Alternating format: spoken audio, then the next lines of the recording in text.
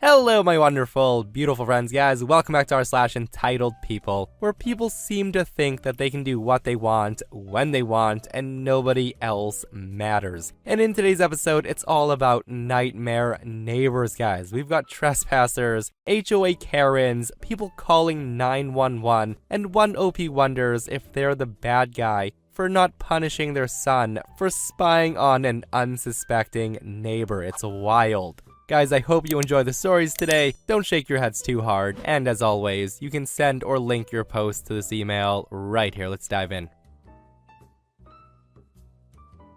So at 4 p.m. the other day, I get a knock on my front door.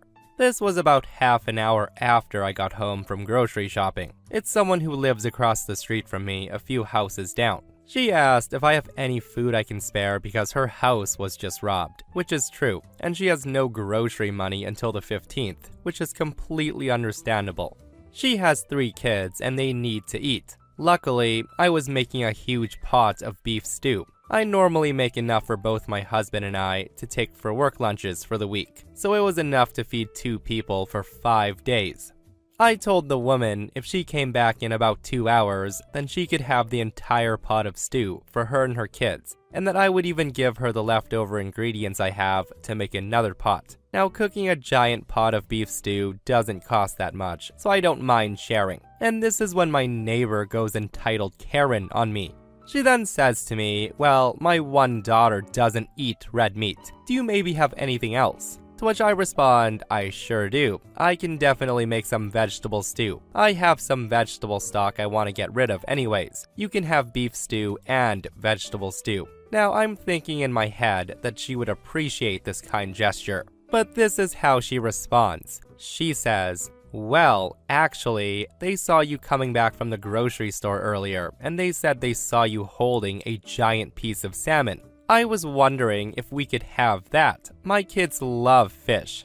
This is when I tell Karen, I'm sorry, but that's for my dinner party tomorrow. Salmon's about $30 a fillet, and that's not something I can afford to give away. It's a luxury for us. So if you want, I'll give you the stew. And this is when she interrupts me and says, but our house was just robbed, and we need food. Why don't you see that? I tell her, I know, and I'm sorry that happened. Like I said, if you come back in a few hours, I'm more than happy to give you some stew. It's quite delicious. I really hope you have a good day.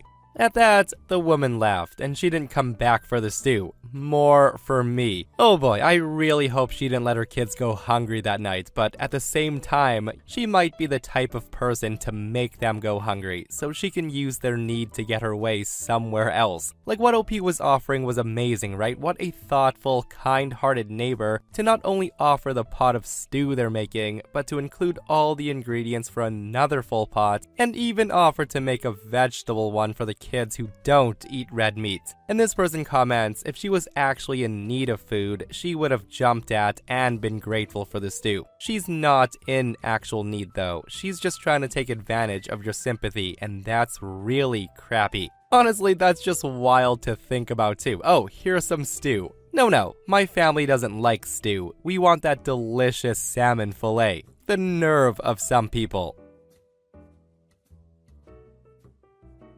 This happened toward the end of the summer. I had decided to take my kids to a local spray park in our neighborhood so they can run around and do whatever kids do. Also, one thing to mention before we get to the story is my daughter tends to get sick rather easily when she runs around a bit too much with her friends. I always take a Ziploc baggie full of ginger candy along to prevent and soothe nausea. Today, I had chewy mango ginger candies, hard plain ginger candies, and hard lemon ginger candies. And for those who have never had ginger candies, it's spicy. The lemon ginger is probably the mildest. The plain ginger is just plain hot. The mango ginger are sweet and spicy, but they also stick to your teeth like crazy. Definitely an acquired taste. So that said, we had just made it to the busy park, and we stood off to the side as my daughter said she was beginning to feel nauseous. My daughter asked for a mango one. So while I'm fishing the mango one out, I can hear the kid in front of us telling his mom that he wants some candy. The kid's around 7 years old. His mom distractedly says she doesn't have any candy, to which the boy says, but she does. He then turns to me and asks for one. I tell him I don't really think he'd like my candy, but by this time, his mom's focused in on this interaction. As the kid starts to whine that of course he'd like my candy, his mom just huffs and says, "You have got a whole baggie. Can't you just give him one? Come on, don't be greedy." And I'm thinking to myself, oh, you said the magic word there, lady. So I say, alright, and then go dig out a lemon one because I'm not completely heartless. And this is when the kid whines that he wants a mango because mango's his favorite. I tell him that lemon's better, but he insists on mango. I tell him it's kind of sticky and spicy as I hand it over.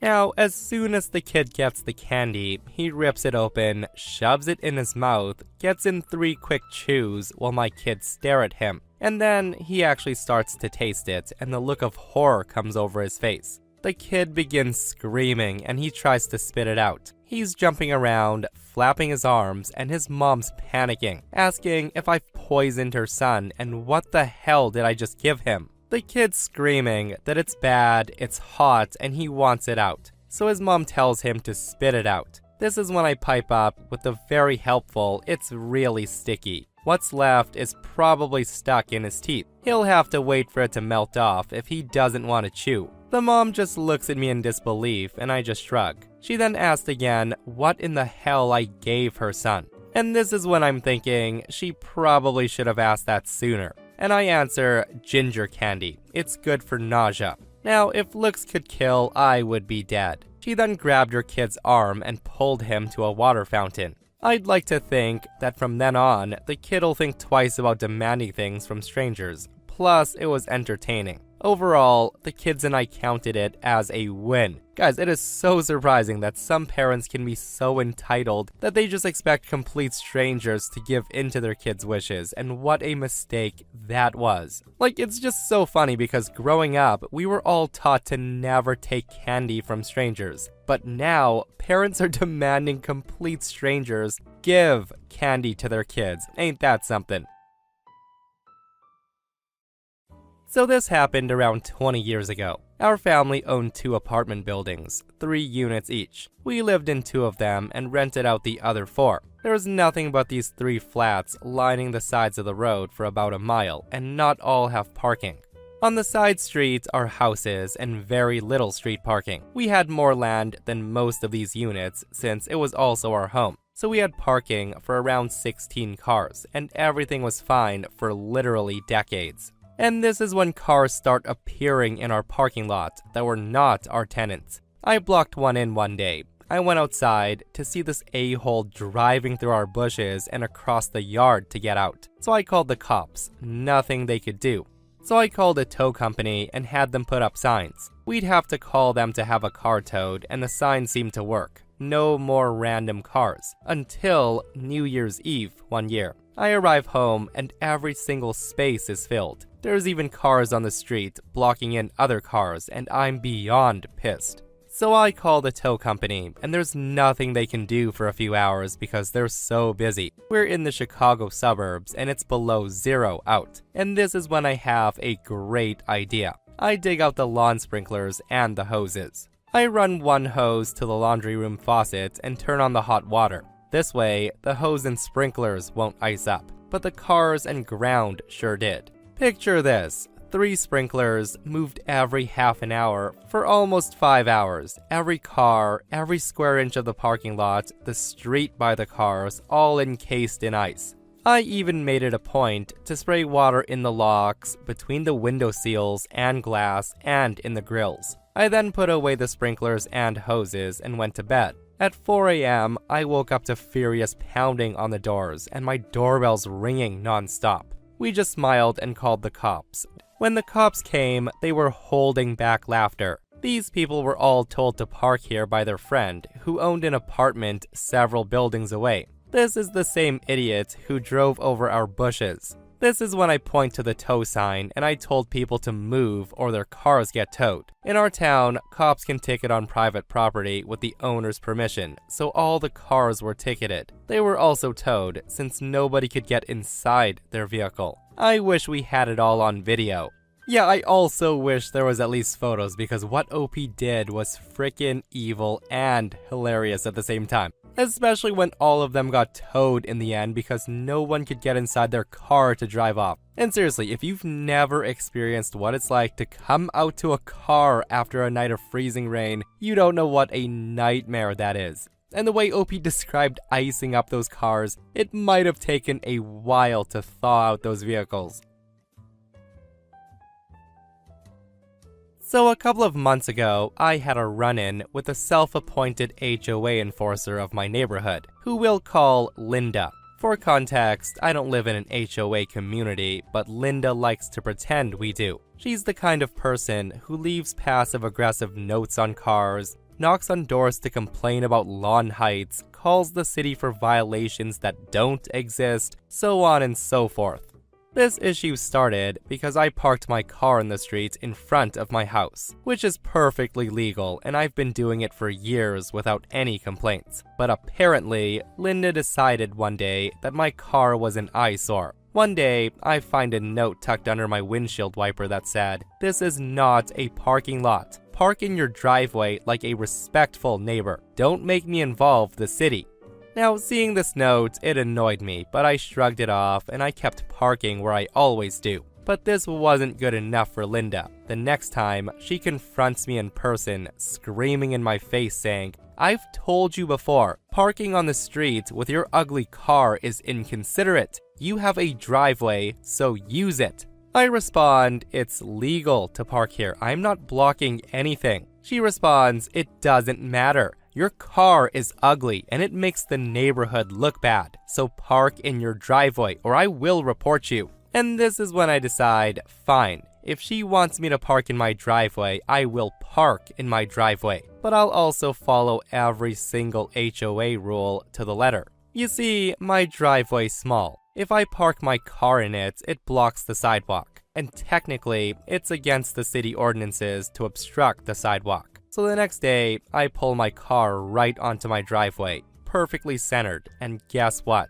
It completely blocked the sidewalk. It didn't take long for Linda to notice though. She marches up to my door, red-faced, and she's furious. She screams and says, "You can't block the sidewalk. That's illegal." To which I respond, "Oh, I thought you wanted me to park my car in the driveway." She says, "Not like that. Park properly." To which I say, "There's no other way to park in my driveway without blocking the sidewalk. I guess I'll have to park back on the street then." And her face was priceless. She sputtered for a moment before stomping off. And thinking that was the end of it, I parked back on the street. But no, Linda wasn't done yet. She actually called the city on me. A week later, a city inspector came by. He checked out the situation and saw that my car was legally parked on the street and told me I was doing nothing wrong. However, he did mention that Linda's made several complaints about code violations in the neighborhood, and they were getting tired of her nonsense. After that, I didn't hear from Linda for a while, until last week, when she started parking her car in the street in front of my house. So I did what any good neighbor would do. I called the city and reported it. It turns out her car was slightly too close to a fire hydrant and she got a ticket. Getting back at someone never felt so sweet. That ending was absolutely perfect, and I bet that guy was 100% waiting for Linda to slip up. Like, what a nasty person she is for harassing OP about their ugly car making the neighborhood look bad. And I only wish OP was petty enough to snap back with, "Well, ma'am, so are you, but no one's reporting you to the city." My parents are retired and they live in a little house on about 7 acres of land. It's not a big plot of land, but it's cozy and private. It's just outside of town, and about 6 acres are woods with a creek running through the center of the woods. It's really a very beautiful piece of ground. So with the woods and creek, they get a lot of animals going through, including deer. A couple of years ago for Christmas, we got my parents a few trail cams so they could see what's all going through. My mom likes photography, so she's been able to get lots of photos of deer, foxes, wild turkeys, coyotes, and other wildlife going through their yard. Also, as you may imagine, this is some prime hunting land. My husband occasionally enjoys hunting and has from time to time gone down there for deer season, but he doesn't do it frequently. My parents have had several people stop and ask them to hunt on their land, and they always say no. Frankly, it's barely big enough to legally hunt, and they don't want people all over their property all the time hunting.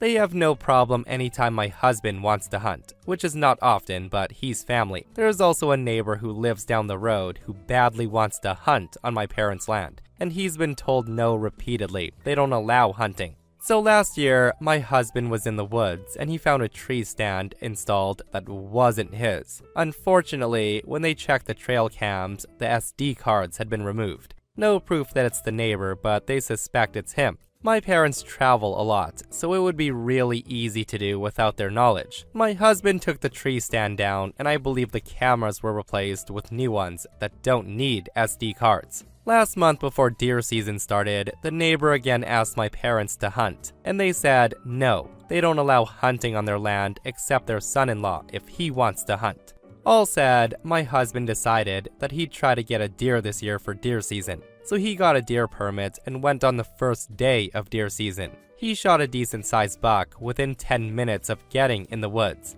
My dad was awake, and he heard the shotgun blast, and he came out to see if my husband needed help. My husband got the deer field dressed, and then my dad, who's the nicest guy you'd ever meet, got his tractor out of the garage and drove it to the woods, scooped up the deer in the bucket, and then put it in the bed of my husband's truck. So hunting ended pretty quickly into deer season this year. But about half an hour later, a county sheriff's deputy and a game warden show up at my parents' house. They said they received a complaint of unauthorized hunting and deer poaching. The officer said that the neighbor who actually gave his name called and said they'd been told repeatedly there was no hunting allowed on that ground. They said they had seen somebody go into the woods with a shotgun and then heard a shot, and then someone with an orange tractor picked up the deer and put it in the bed of a black pickup truck. Now, in our state, if you're caught poaching, they can confiscate your firearm, any hunting gear you have with you, and any vehicle used in the course of hunting/poaching.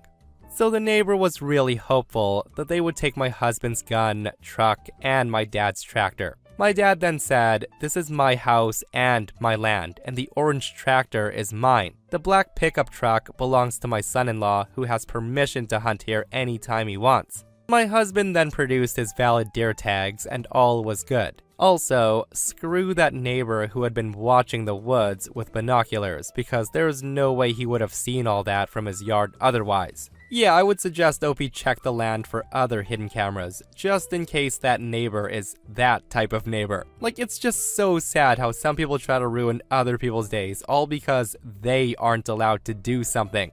And in my opinion, Ophi should tell her husband to go more often to really piss off the neighbor. Like, it doesn't even have to be hunting, like go target practicing or something. Maybe drive the tractor down every once in a while like husband got something, but hide what's in the bucket. Like, there's so many petty things to do just to really drive home the fact that neighbor's not allowed on that land at all.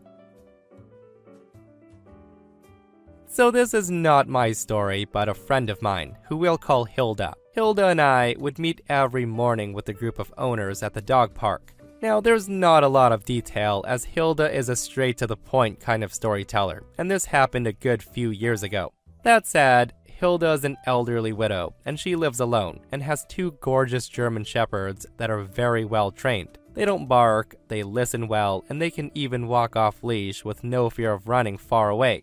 Hilda also has a next-door neighbor who we'll call Bob, who was of similar age and lived with his wife. Bob is our entitled grandparent in this story. Now, since Hilda's dogs are so well behaved, the local postmen have no issues with them, and they would even give them a quick pat. During one of her walks with the dogs, Hilda walks past Bob's house and offered a wave, but Bob just looked at her. Well, not too long after they got home from their walk, Hilda was greeted by a police officer at her door. The police officer says, "Good afternoon, how are you today?"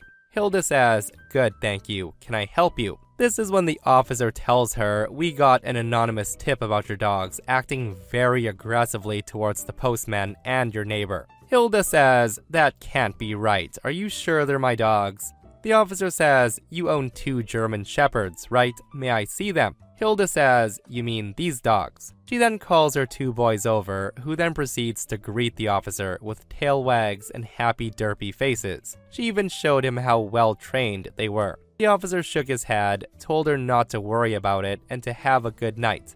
Hilda then figured out that it was Bob who phoned in the bogus tip when she realized that he was the only one in the neighborhood who saw her with the dogs. Now, I don't know how long it was since that incident, but Hilda found meat in her backyard. Spoiled, rotten meat. Of course, dogs can eat raw old meat, but I'm pretty sure meat with green discoloration isn't good for them. Hilda caught Bob's grandkids throwing meat over the fence with his wife providing it. She didn't blame the kids as they were young and probably thought it was a game, but she called the non-emergency police line and explained the situation, including the previous incident. Bob and his wife were only let off with a warning and a fine, as I guess it was considered either littering or destruction of property, I'm not sure. The final incident that wrapped everything up in a nice big bow was when Bob went on a full Jack Nicholson screaming rant in the middle of the street in front of Hilda's house. I wish I could tell you what he said, but not even Hilda knew what he was going on about, as she just called the police as Bob was making threats and gesturing towards her house. Bob resisted arrest, but he was eventually taken away. After that, Hilda did not know what happened to Bob and his wife, as they just stopped living next door. She was still baffled why they targeted her, until a mutual friend of Hilda and Bob mentioned something that jogged her memory. Bob and Hilda met each other way before they became neighbors. He had actually asked her out on a date many times, but she wasn't interested, and this was over 30 years ago. This man got married, had kids, had grandchildren, but needed to seek some sort of revenge on the woman who turned him down 30 years ago. What a plot twist that was, guys, and honestly, that's just another level of pathetic, isn't it? Holding a grudge against somebody for something that happened 30 years ago, like, move on, dude. That is absolutely wild. The guy had a wife, kids, grandkids, and he couldn't even be happy and let it go. But I guess some people just need to always get back at someone, right? Like whatever helps his unhappy self sleep at night. Okay, so there's lots and lots of ugly background here, but I'll try not to wander. My wife and I have been divorced for 2 years. I have primary custody of our 2 kids, my daughter who's 17 and my son who's 14. We live in the home which we've owned for 20 years. So on Monday, I come home to find my son and 2 of his friends on the roof of our sun deck. I asked him what he was doing and if he was being safe. They said they were playing army. And since I've coached the other 2 kids in mountain biking for 6 years now, I knew their parents wouldn't mind either. So I told him to be safe and to put the ladder away when he was done. So they did this every day this week until Thursday, when my daughter came home from her job. She then asked me if I was really so stupid to think that my son and his friends were playing army, and she let me know that the real reason is that our 22-year-old neighbor was in her backyard topless, and my son had set up a perch on the sun deck to get a better view. Of course, hearing that, I climbed up thinking that she was just trying to get him in trouble. But sure enough, the deck had a perfect view of the lounge where I assumed the girl usually sat. I told my son to knock it off, and he said he would. This morning, I get an angry knock on the door, and it was my ex-wife and the neighbor mom. They've been friends for many years, and apparently, the neighbor called my wife sometime midweek, and they agreed that they would confront me and my son Saturday morning. So we sat down, and it went from a calm, "this is something we're concerned about," to accusations of me being an irresponsible parent and my son being a total creep in a matter of seconds. I tried to remain calm and explain that they're just acting how 14-year-old boys act, and I've gotten them to stop. My ex-wife then asked me if I planned on punishing him. And I said I don't feel like he did anything punishment-worthy, and rather, this was a learning experience about respecting people's privacy. My neighbor then said that if he were her son, he would be in intensive psychotherapy and medicated, to which I told her that was really overkill. My wife told me not to talk to her friend like that, and I asked them to leave before it got any more nuts.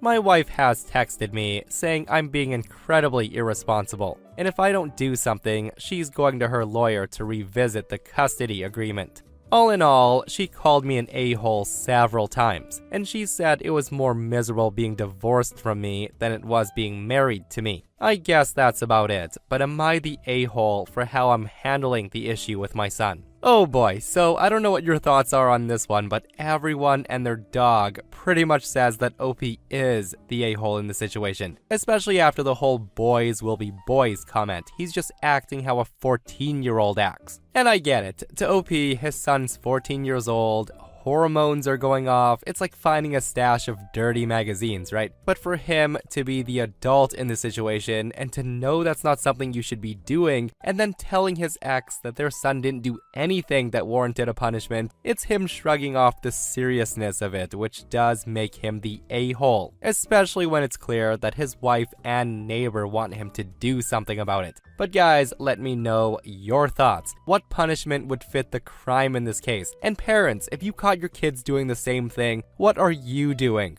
And that, my friends, brings us to another end of our / entitled people. Guys, I hope you enjoyed today's stories. If you did, hit that thumbs up. And if you're not subscribed, consider subscribing so you don't miss these crazy stories. And if you missed the last episode on the channel, it's in our / malicious compliance episode, where bad bosses are getting absolutely destroyed. Guys, go check it out if you haven't. And myself and Stevie Boy will see you guys in the next one. We love you.